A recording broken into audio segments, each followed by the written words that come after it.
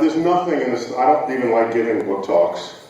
It's why I write the books, so I don't have to keep talking about them. So I just read the book and I can stay home.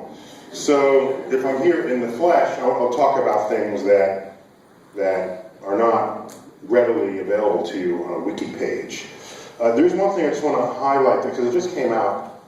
It's the inexplicable universe, unsolved. This is 6 lectures that I gave that are on the frontier of our ignorance in the universe. Normally you would buy a book or subscribe to a lecture series and you learn what we know. And I thought, we are dumb, stupid, ignorant about some really cool things in the universe, and I should make a whole video series of that. So it's kind of fun, so I stand and I say, we don't know anything about that. We don't know anything about that either, right? And then, so just if you like mysteries, that works. So remember, it's an astrophysicist reads a newspaper. So what happened a week ago? A week ago we had the harvest moon. You remember that? It was in all the news. Everybody was talking about it. I don't know if it was clear that night here. I didn't check the weather. And what is the harvest moon? It's the full moon that falls nearest the autumn equinox. And this year that was September 22nd, the autumn equinox. And so we had the full moon on September 19th, just 3 days before, called the harvest moon. For obvious reasons, this is in the northern hemisphere, the time of year where you would harvest your crops, the grape harvest, other harvests as well. So, all right, so people wanted to make a big deal of this, and there's like, oh, the harvest moon is so beautiful, oh, it's different colors, and it spins in the sky. People making stuff up about the harvest moon. None of it is true. It's bigger. No, it's not. No, it's not bigger, small. It's not. It's a moon. It's a full moon. Get over it. All right. And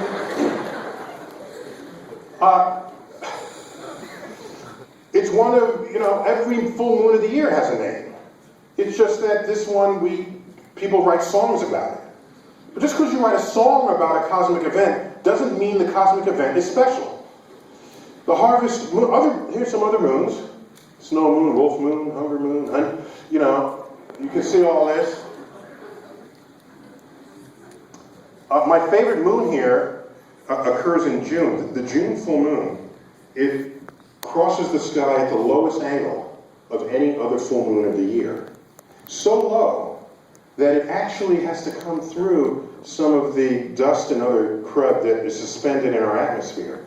And it has an effect on the moon such as what goes on at a sunset.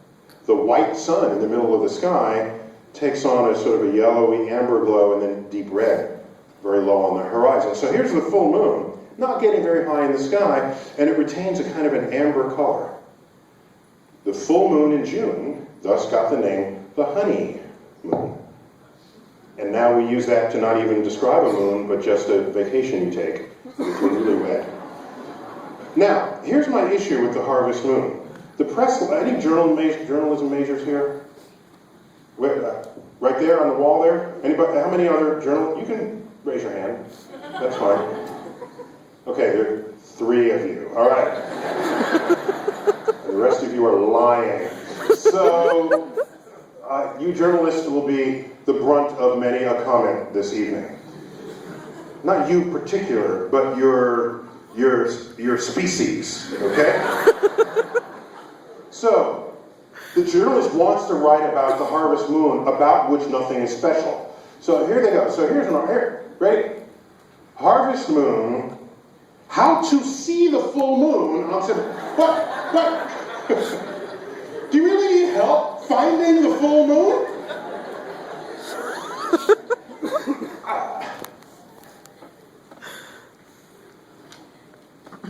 Also,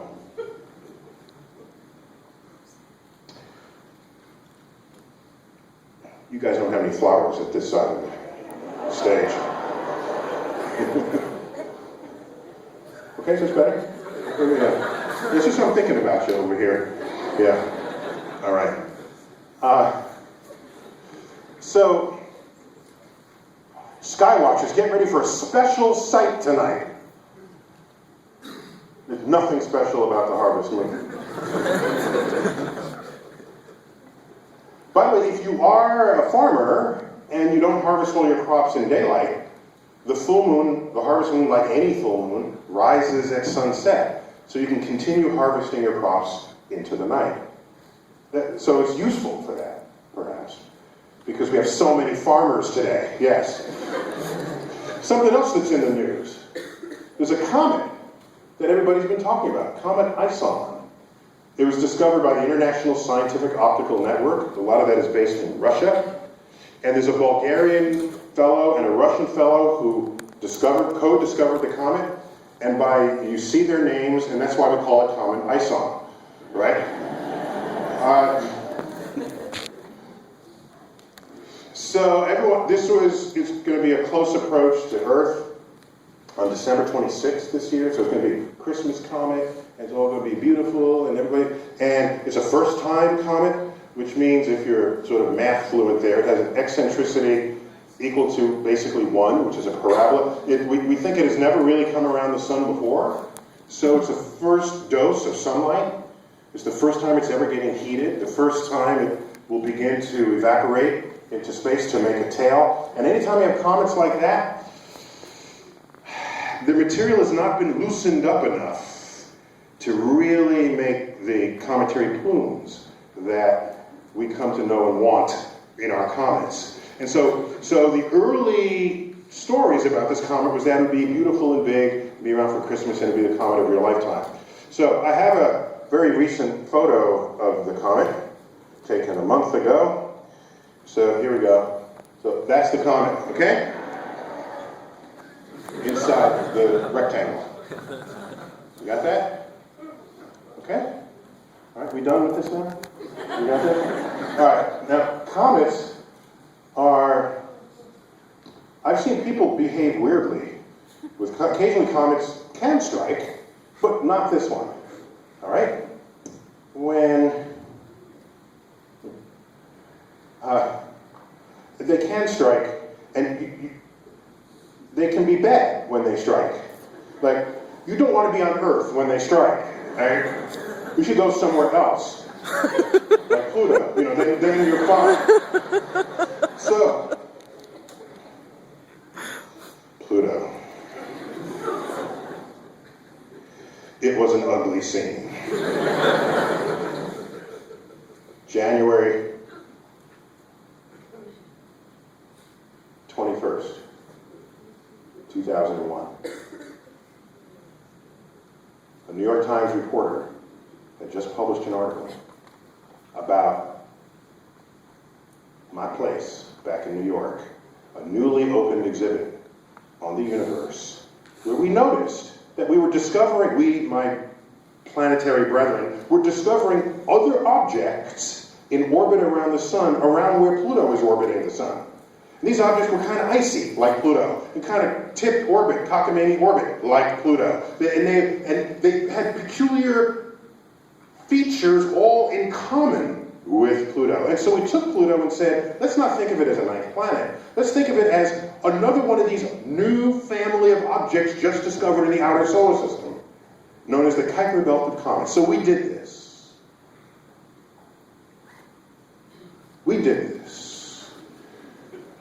All right, let's see. So January 21st, 2001, what should be headlines that day? Just think back. The inauguration, thank you, of President Bush, George W. Plus they're still counting the dimpled Chads at this time. This is all right. So George W. Bush got inaugurated the day before. So this day's newspaper would cover that day's news. You got it? Okay, so let's take a look at page 1 of the New York Times. Here we go. Page 1, I'll read it to you. Okay, it says, on the first day, Bush settles into a refitted Oval Office. So there he goes. 27 new cardinals, all right, so Catholic news down here, okay. New plants in California, racing time. And then right here, what is this? What? Wait, let's zoom in. We'll zoom in. Pluto not a planet, only in New York.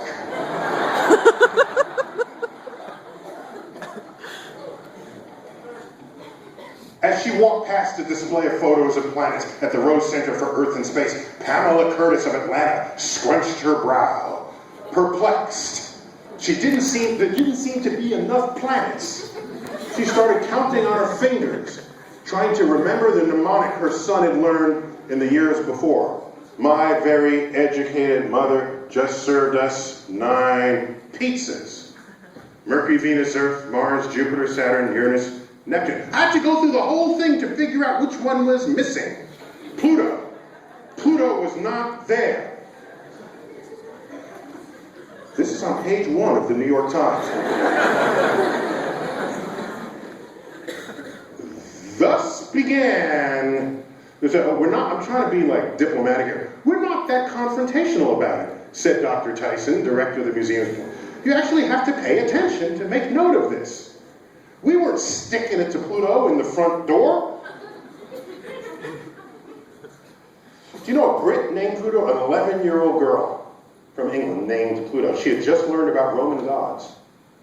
And you know, an American could have never named Pluto Pluto. America could not have done it, because in the 1920s, Pluto was discovered in 1930. In the 1920s, there was a mineral laxative called Pluto water. Recommended by doctors everywhere. America's laxative. When nature won't, Pluto will, all right?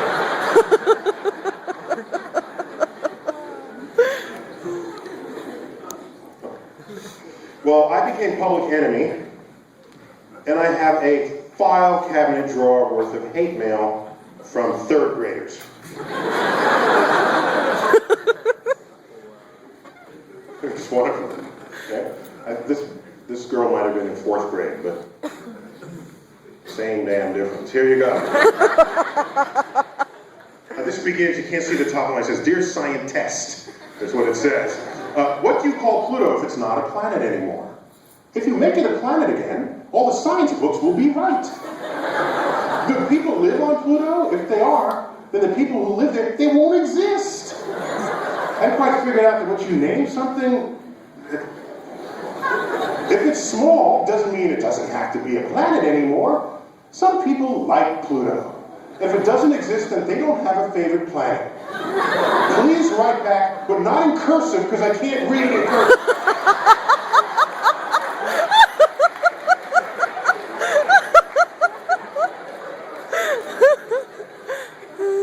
This is my favorite. And everybody was having fun with this, including comics, comedian, cartoon illustrators. This one is simultaneously hilarious and a little bit sad.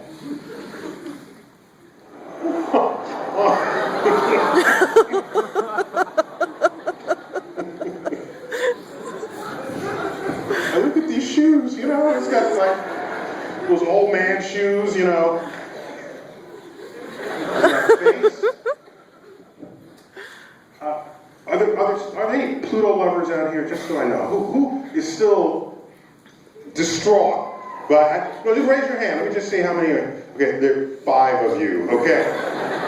So we're winning this one, everyone else. So just so you know, the solar system has 6 moons bigger than Pluto. Nobody told you that, did they? Oh, Pluto lovers out there. Pluto is more than half made of ice. So that if you brought Pluto to where Earth is right now, at this distance from the sun, the heat from the sun would evaporate the ice and it would grow a tail.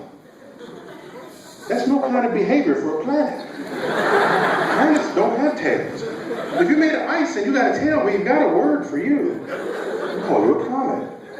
So Pluto is just an awesome-sized comet. So we reclassified it with the other icy bodies in the outer solar system, and I think it's happier there. Really. Because it's with family. Plus, it's one of the biggest icy bodies in the outer solar system. Oh, by the way, I learned that if you're speaking to kindergarten children, you can't refer to icy bodies in the outer solar system, because they think they're actual dead bodies. All the children. It's like, what's the matter?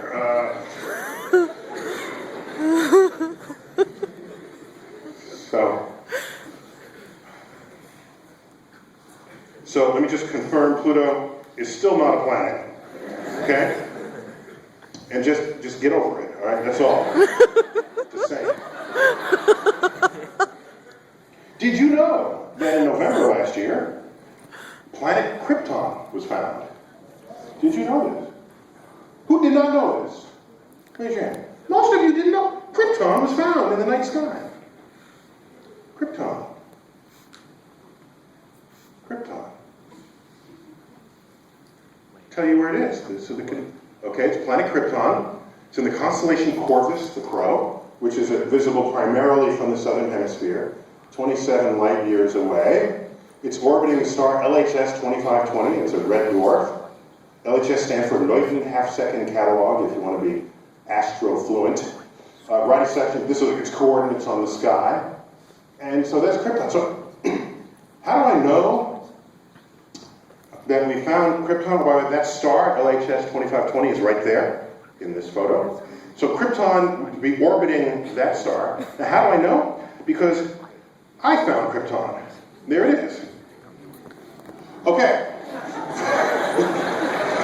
So that's why. I don't want to brag or anything, but me and Superman are like this now, okay? I don't want to brag, but... plus I learned, of course, Superman was invented in Cleveland, I would learn.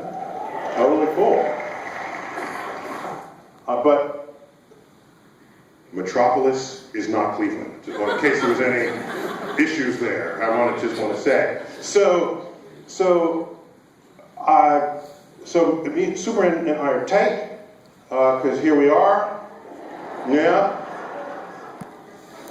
Superman visited me at the Hayden Planetarium, and he didn't have telescopes.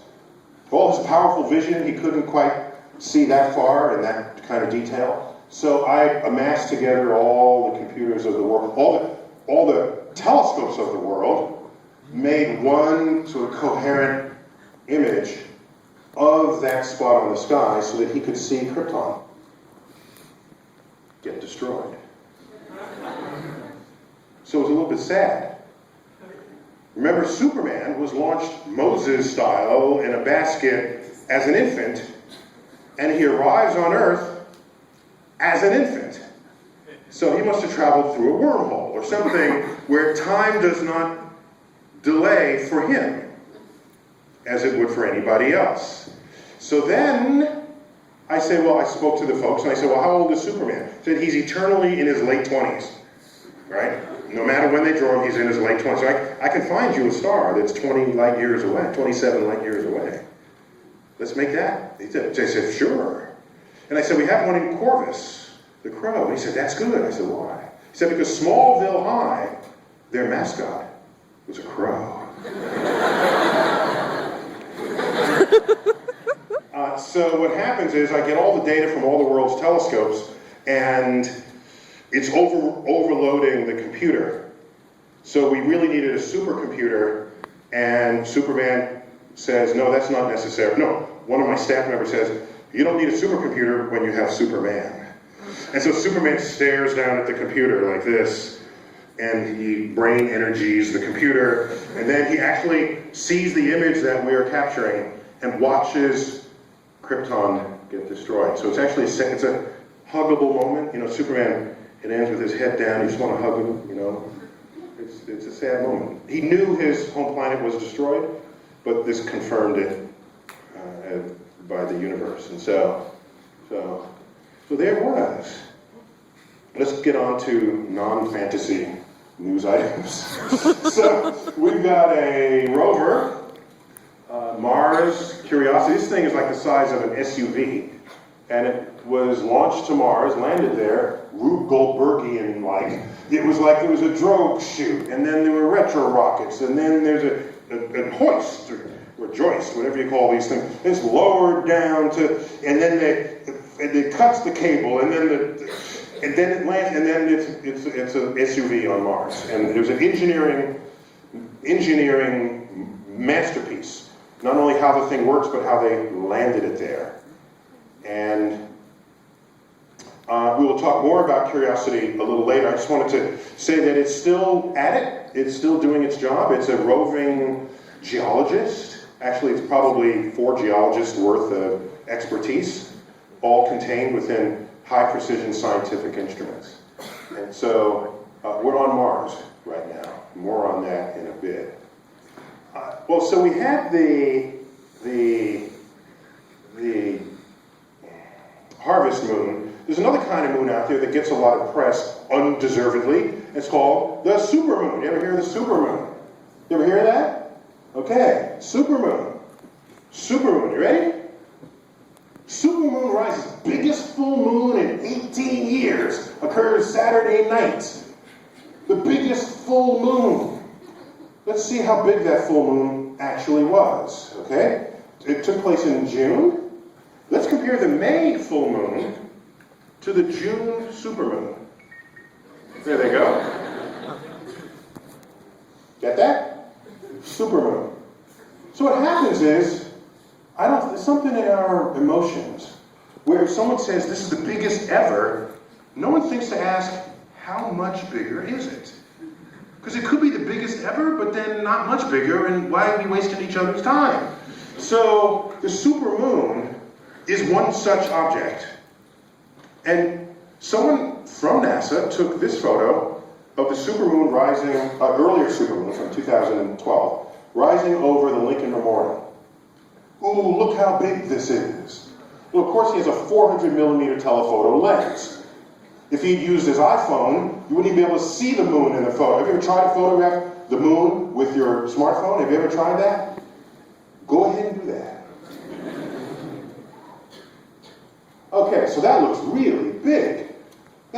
So I compared the supermoon to an average full moon. Okay? In this image. So here we go. That's the supermoon.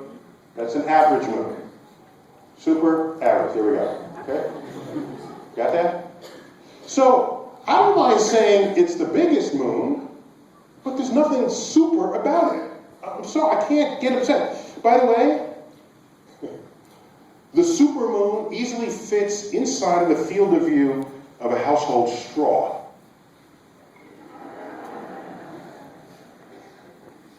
Try it on that. Just go to Starbucks, get a straw. Don't even get the big gulp straw or whatever. Just a regular straw. Hold it. Are as close together as they've ever been for 60,000 years. So you want to go out and look at Mars. Well, the New York Daily News got a hold of this story, and so here is their front page. Close up. Mars, nearest to Earth in 60,000 years. Oh my gosh, don't miss that. Oh my God. So here's the problem. No one is asking how much closer. So which way is west from here where I'm standing? Well, we have agreement. That's good. This way is west. Good. Thank you. How come no one else participated in that exercise? So you ready? Closest to Earth in 60,000 years. Okay, ready?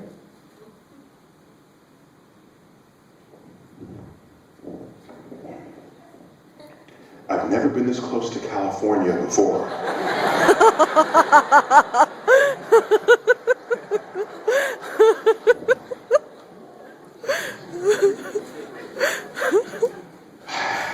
Is there any hope for America? We've been looking for life for a long time. What we try to do is follow the water. All water on Earth. All water on Earth, unless you specifically sterilize it, has life of some kind. Even the Dead Sea has life. It just has microbial life that people who called it the Dead Sea couldn't see because they hadn't invented microscopes yet. So there's no macroscopic fishy life in the Dead Sea. But it's got other kinds of life. Life thrives everywhere we have liquid water. So when we're looking for life in the universe, especially in our backyard, we focus on water. And there's extraordinary evidence for a history a rich history of flowing water on the surface of Mars. This is some crater that we think had water in it, and the edge broke away, and it trickled down and puddled up on the side of this mound. And there's all manner of signatures of water carving features into the Martian landscape. There's no water there now. It's a bit of a mystery. We think it went underground. I mean, it's hiding underground, right? We think it became permafrost. And we have good evidence for that. Check out this crater. We have a Mars orbiter that photographs the surface of Mars with some regularity. And what happened was, this is a crater that was freshly made. Freshly made. And if the water is beneath the surface, the crater is going to reveal that fact. And so what we think happened here is that the asteroid hit. It exposed an entire layer of water, melted the water because of the impact energy. Then that water froze, leaving you this surface. On Mars, the frozen water will sublime and dissipate over weeks. This is a couple of months later. It's the same crater. And so now the water is disappearing. So this is sort of more kinds of evidence that tells us that there's water on Mars. But the best evidence of all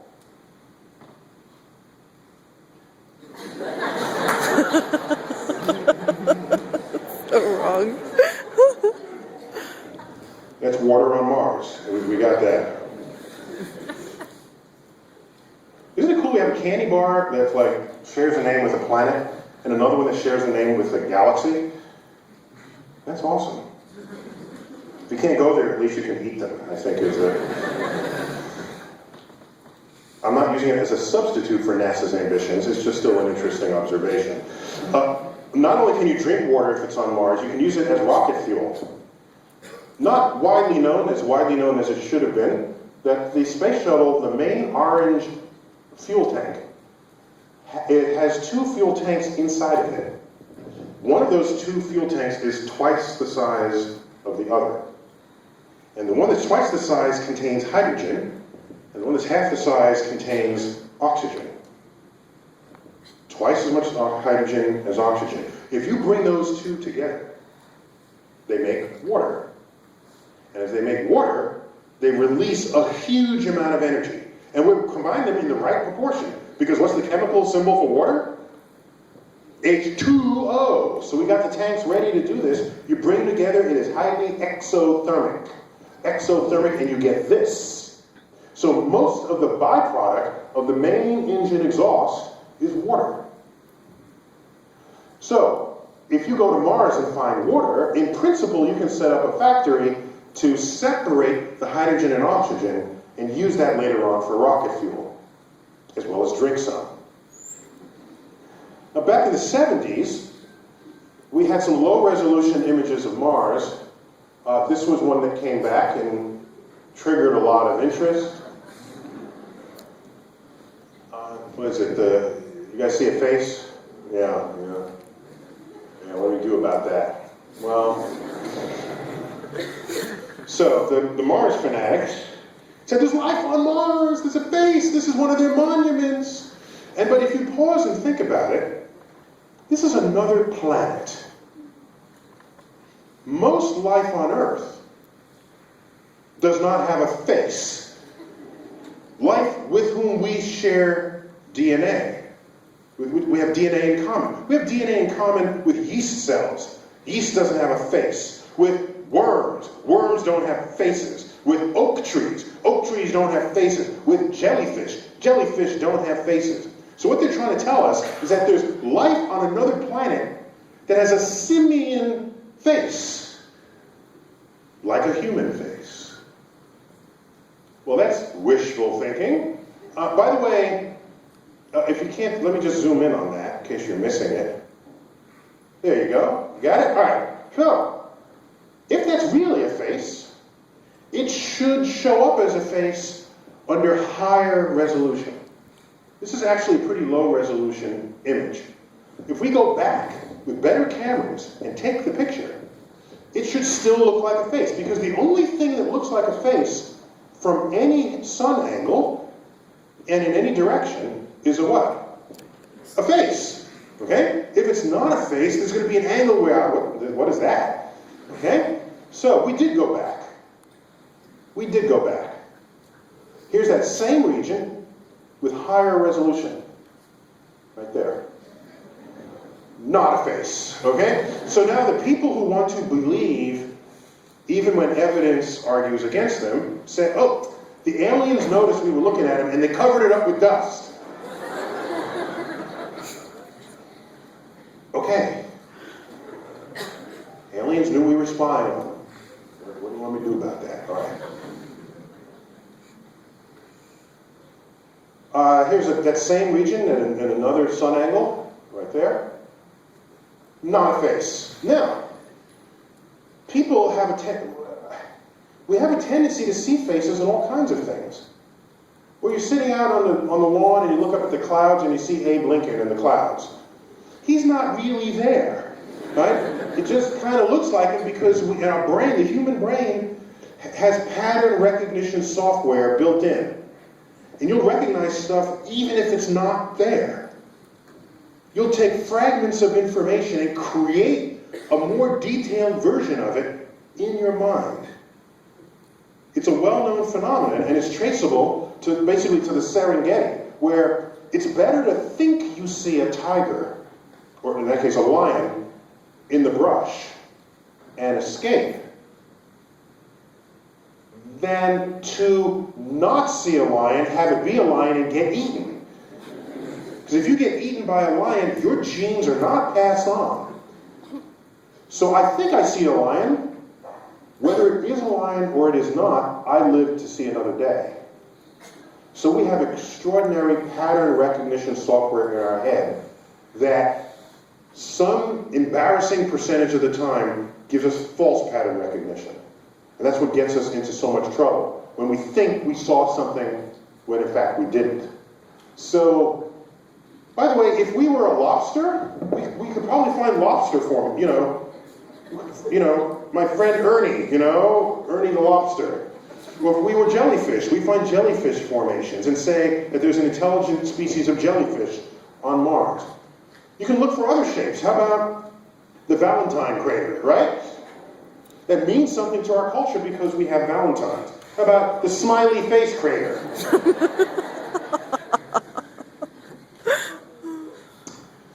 But if there's ever life on Mars, I think it'll look like this. I think that's what I think.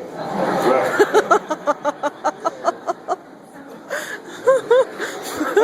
I used to joke that this was a classified photo from NASA. I smuggled it out of headquarters and they were not allowed. The very first picture taken by the Curiosity rover.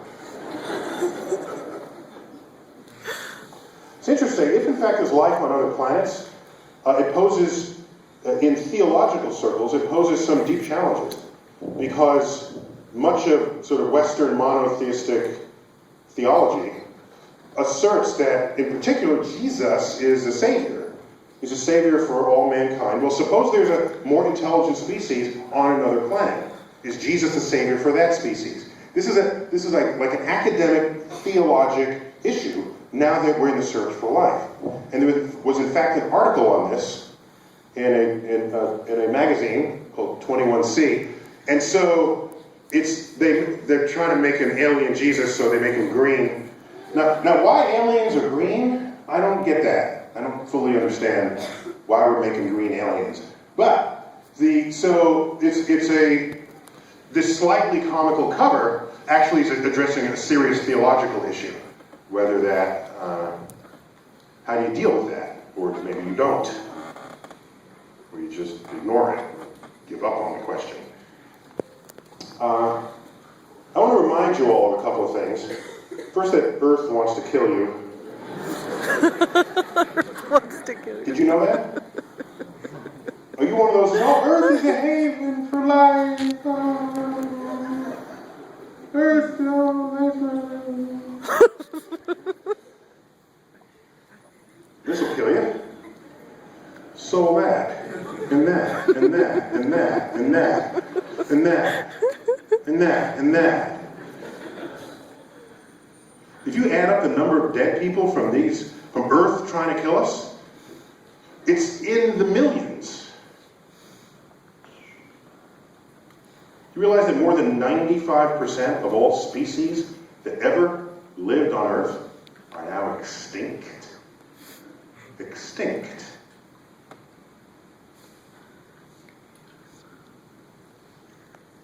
Now, okay, so suppose you survive all of that. Well, the universe wants to kill you too, all right? So,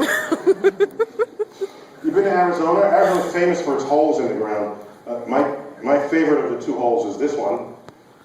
What's the other hole? You don't sound very confident of that answer.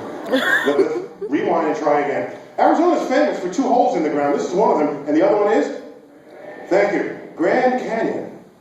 So typically when you visit these places, you can do both of these in one trip. They're like 4 hours apart, but you're not really near anything else. So you do it in one vacation trip. You visit the Grand Canyon, you visit this crater. So when I first did that, I looked at the Grand Canyon. It's grand, you know, I got that, I understand you. All right? Took 70 million years to make it. Okay, I got you. So then I went to Meteor Crater. It's called Meteor Crater, made by a meteor. And you look over the rim, and you realize it's nearly a mile across. You can bury a 60-story building in the center of it. And this was made in 10 seconds. I'm going with Meteor Crater on this, all right? Grand Canyon loses to Meteor Crater if I'm picking my holes in the ground. By the way, in my field, we call it like we see them. It's a crater made by a meteor. Meteor crater. There are spots on the sun. Sunspots. Jupiter has a red spot. It's called Jupiter's red spot. This is how we roll as astrophysicists. You ever talk to biologists about their work, or chemists, especially geologists? I once picked up a rock, it was pretty. I said, look at this pretty rock. That's orthoclase feldspar. I don't even want it anymore.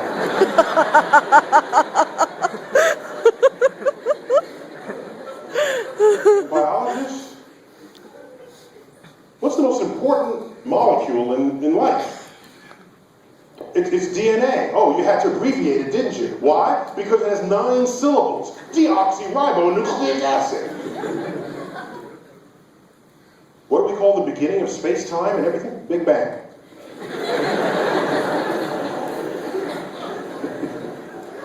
I'm just saying, we win that contest.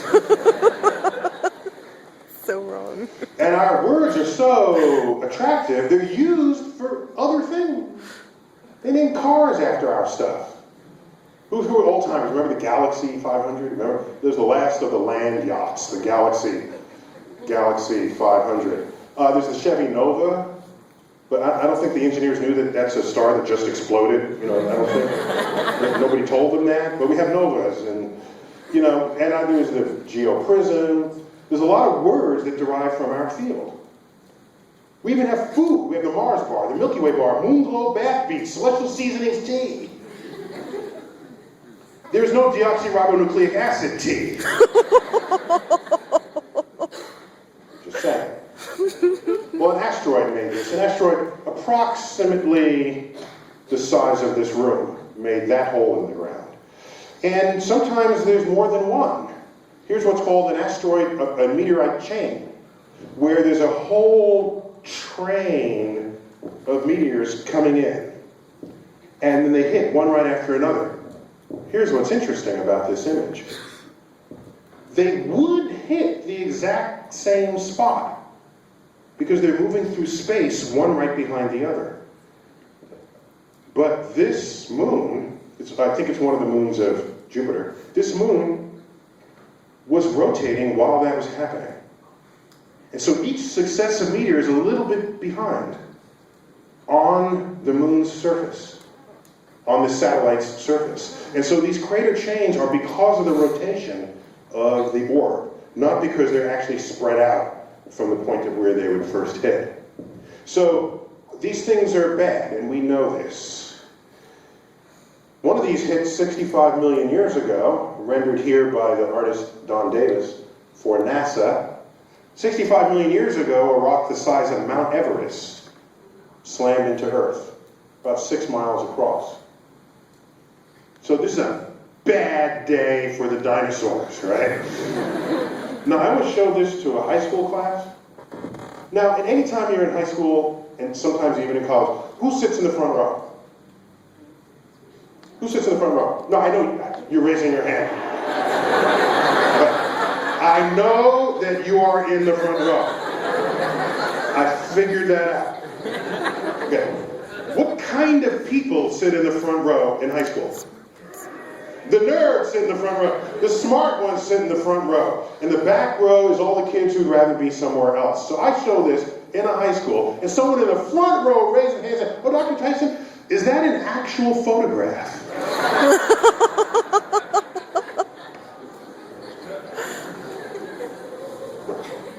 Yes, the pterodactyl had a digital camera, and the chip, we got the chip from the fossil, and we put it in the computer. The photos are beautiful, high resolution.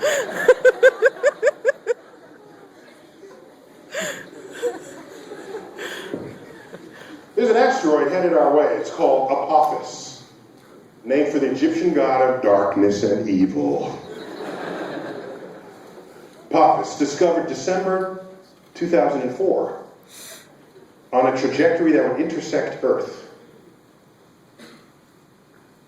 It would have a close approach in April 2029. So close that it will dip below our Earth's orbiting communication satellites. Now that's our space. That's if you come between us and our DirecTV, that's fighting words, I think. You don't do that, okay? No, you don't. No, you didn't. So, by the way, it was only named Apophis once we learned that its orbit crosses the orbit of the Earth. It's on a collision. Now, by the way, you can cross our orbit when we're not there. You won't hit each other then. Just the same way you can cross the street, the same street that trucks go on. You're only hit by the truck if you cross at the same time that the truck is there. So, you can run the numbers and find out, will Apophis ever hit Earth? It can hit Earth. Depending on its exact trajectory, in 2029, on April 13th, which is a Friday, by the way, just for disclosure purposes, I must tell you. Friday the 13th in April 2029, Apophis gives us a buzz cut. So, depending on what that actual trajectory is, it might come around and hit us 7 years later. Once again on April 13th, but now 2036. That would be a Thursday, April 13th, by the way.